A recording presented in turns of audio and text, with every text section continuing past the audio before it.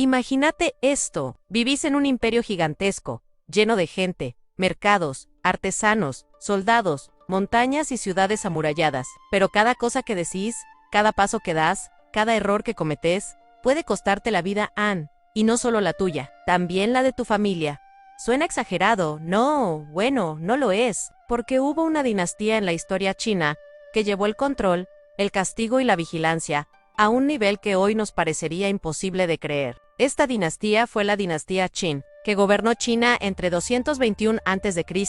y 206 a.C., bajo el liderazgo del primer emperador Qin Shi Huang. El imperio estuvo marcado por un control absoluto, severo y brutal. Una dinastía tan obsesionada con el orden, que podía ser ejecutado por romper una simple herramienta. Y no estoy bromeando. Antes de que me digas dale, exagerás, déjame mostrarte por qué muchos historiadores la consideran la dinastía más cruel de toda China. Y te prometo algo, aun cuando lleguemos al final, vas a entender por qué su legado sigue siendo una advertencia incluso hoy. Pero para entender cómo nació toda esta locura, tenemos que retroceder un poco. Imagínate un país destrozado por décadas de guerras internas, diferentes reinos peleándose entre sí, agricultores sin protección, ciudades destruidas, bandos que cambiaban todo el tiempo.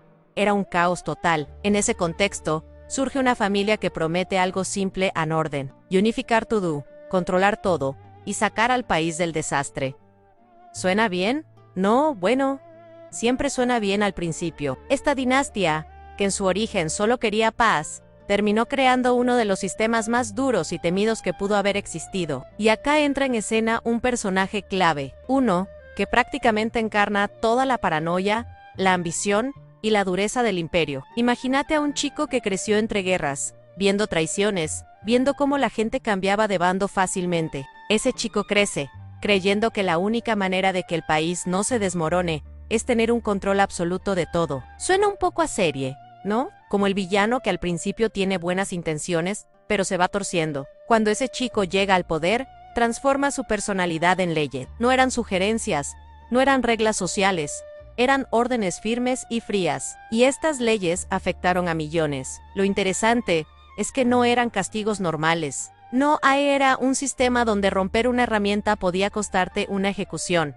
Criticar al gobierno era traición. Y si alguien de tu familia cometía un delito, todos pagaban ansí. Todos. Sé que puede sonar exagerado, pero escucha esto. Existía una ley donde si una persona era considerada culpable de un crimen grave, podían castigar hasta a su clan completo. ¿Te imaginas vivir así? Levantarte cada día con miedo a decir algo equivocado, o peor, a que otro malinterprete lo que hiciste, y antes de que pienses que esto era solo para ladrones o asesinos, no. Esto aplicaba incluso para pequeños errores administrativos o problemas burocráticos. Imagínate vivir en un mundo donde tu supervivencia depende de no cometer ni un solo error frente al Estado. Y todavía no llegamos a lo más insólito. Esta dinastía tenía un sistema de vigilancia adelantadísimo para la época, pero adelantado en el sentido oscuro de la palabra. Espías, informantes, vecinos que podían denunciarte sin pruebas solo para protegerse a sí mismos. Era un mundo donde nadie confiaba en nadie. Vos podías estar hablando con tu mejor amigo, y por miedo, él podía terminar llevándote a una investigación del gobierno. Para que entiendas el nivel de paranoia que existía, te voy a contar una historia real. No es una leyenda, no es un rumor, es algo que realmente pasó. Había una familia que vivía una vida tranquila. Eran agricultores, trabajaban su tierra, no tenían enemigos, no estaban metidos en política, en una familia normal. Pero un día, un vecino, por miedo o por envidia, empezó a decir que ellos hablaban mal del gobierno. Pruebas: ninguna. Testigos: tampoco. Solo un comentario suelto. En casi cualquier época, eso no hubiera significado nada, pero en esta dinastía, ese comentario bastaba para iniciar una investigación. Lo que pasó después fue devastador. No solo investigaron a la familia, sino que arrestaron a varios parientes. La acusación no pudo probarse, pero eso no importó demasiado a Anne.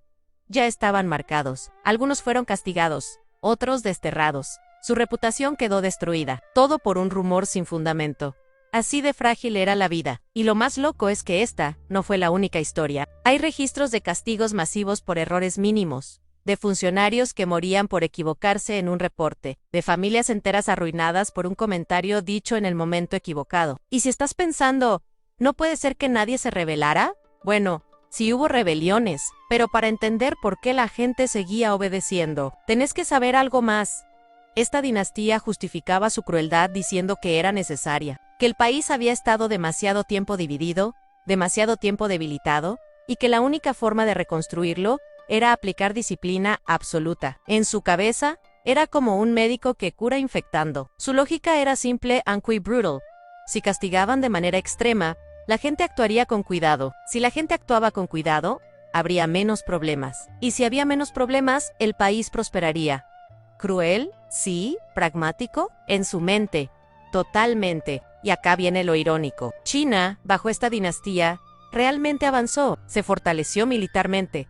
Se estandarizó la moneda, la escritura, las medidas, la ley. Se construyeron rutas, canales, fortalezas. El país, en términos prácticos, se volvió más fuerte que nunca. La disciplina extrema redujo la corrupción. Era como un motor que funciona perfecto, pero que se alimenta de miedo. El costo de ese progreso fue altísimo. Millones de personas vivieron bajo una tensión constante. No había margen para el error. La creatividad se reducía, porque pensar diferente podía ser peligroso. La cultura avanzaba, sí, pero siempre bajo la sombra del castigo. Y, como era inevitable, ese modelo terminó explotando. La presión no se puede sostener para siempre. La gente estaba agotada. Los funcionarios tenían miedo de trabajar. Las familias vivían en tensión. Y la paranoia del propio gobierno hacía que cada vez se volvieran más estrictos, como alguien que, al sentir miedo, aprieta más fuerte lo que intenta controlar. Pero mientras más apretaban, más se quebraba el pueblo. Las rebeliones empezaron a crecer, algunas pequeñas, otras más organizadas.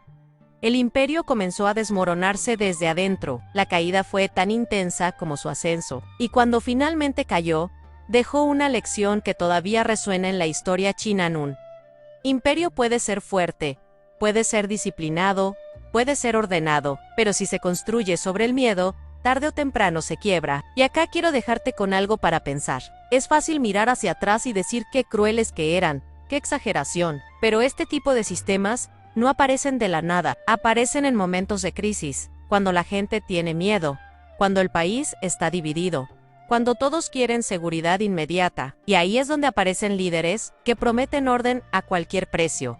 A veces funciona un tiempo, pero el precio siempre llega. Así que, decime vos, ¿crees que un imperio puede sobrevivir si se basa en el miedo? ¿O pensás que tarde o temprano algo así se cae solo? Me encantaría leer tu opinión. Si querés que explore otras dinastías igual de intensas, o si querés que compare esta con otras que fueron igual de estrictas, déjamelo en los comentarios. Hay historias que todavía no te conté, y serán aún más sorprendentes.